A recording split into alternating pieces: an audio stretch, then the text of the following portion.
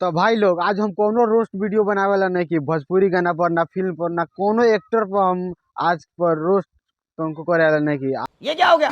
ये क्या सुन रहा हूँ मैं? भाई लोग जौन के अयोध्या में राम मंदिर बन के तैयार हो गल बाटे। तो वही पर खेसारी लाल यादव मीडिया के सामने जाके अंड संड कह दिले बारन। लेकिन उ भोजपुरी के सुपर स्टार और ट्रेंडिंग स्टार कहला। वही से मीडिया के सामने जाके राम मंदिर के बारे में ऐसा न बोल दिले बारन कि तनी के मुंह में से खून निकल जाए। कि राम मंदिर की जगह पे काश एक हॉस्पिटल बन जाता तो उसमें मुसलमान का भी इलाज होता। भाई लोग खेसारी लाल यादव के तनी बात सुनना लगन क्या कहलन कि राम मंदिर के जगह पर अगर हॉस्पिटल रही तो वहाँ हिंदू मुस्लिम के खूब तरीका से इलाज हुई।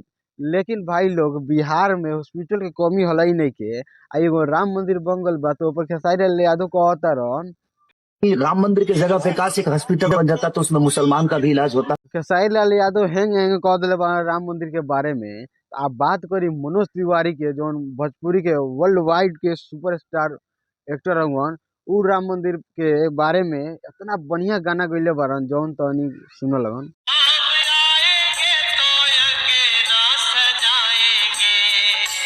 तो भाई लोग मनोज तिवारी के इतना बढ़िया परफॉर्मेंस रख हुए कि साला दिल गदगदा गल हुए।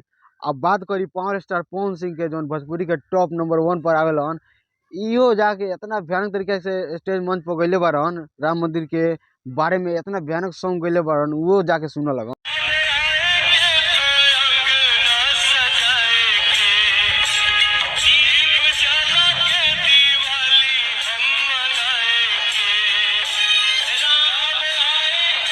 अब पवन सिंह आ मनोज तिवारी के अलग अलग तनी के शो देखला लगन। अब एके संगे देखे लगन जौन मीडिया के सामने कितना बढ़िया परफॉर्मेंस दे रहल बा। तो अंगना सजाएंगे, दीप जला के दिवाली हम मनाएंगे, दीप जला के दिवाली हम मनाएंगे, फिर पवन के संग मनोज आ जाएंगे, राम आएंगे।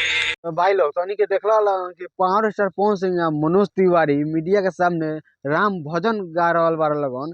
लेकिन खेसारी लाल यादव मीडिया के सामने कह रहल बा कि राम मंदिर नहीं बनना चाहिए डिस डैश फलानवा। तो खेसारी लाल यादव तारा दिमाग में भैंस समाइल बा। तो भाई लोग हमार वीडियो केंग लागल केंग ना लागल तो जाके कमेंट में एगो छोटा सा प्यारा सा कमेंट मारे लगन और शेयर कर लगन, लाइक कर लगन, सब्सक्राइब कर लगन और दबा के शेयर कर लगन कि भाई के वीडियो पूरा वर्ल्ड वाइड में पहुंच जाए।